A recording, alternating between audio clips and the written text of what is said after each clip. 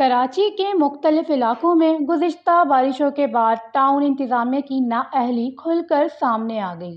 شہر کی اہم شاہراہیں اور گلیاں ٹوٹ پھوٹ کا شکار ہیں، جبکہ جگہ جگہ جمع گندگی نے شہریوں کا جینا مشکل بنا دیا ہے۔ عام عوام کے ساتھ کاروباری طبقہ بھی شدید پریشانی کا شکار ہے۔ اور یہاں پر جتنے بھی پارٹیاں ہیں، کسی نے بھی اس علاقے کے بارے میں کچھ بھی نہیں سوچا، صرف اپنا پیٹ بھرا ہے انہوں نے۔ آئے دن بارش ہو یا نہ ہو، اس کے باوجود بھی یہ روڈ، یہ گلیاں یوں ہی بھرتی رہتی ہے، اور جتنے بھی یہاں پر علاقہ مکین ہے سب پریشان ہیں۔ بچے اسکول جا سکتے ہیں، نہ مدرسے جا سکتے ہیں، نہ کتنی عورتیں دن بہ دن آتی ہے جاتی ہے، مارکیٹ میں آتی جاتی ہے، وہ گرتی رہتی ہے، اس کا کوئی حل نہیں ہے۔ یہ برائے نام انہوں نے آج صاف کیا ہے، 2-3 دن بعد آپ سروے کریں گے تو دوبارہ آپ کو یہ روڈ کس طرح سے بھرا ہوا نظر آئے گا۔ تو یہاں کے ناظم ماشاءاللہ یاسین صاحب ہے، پہلے بھی 1-2 دفعہ آ چکے ہیں، مگر عمل درآمد کچھ بھی نہیں ہوا علاقے میں۔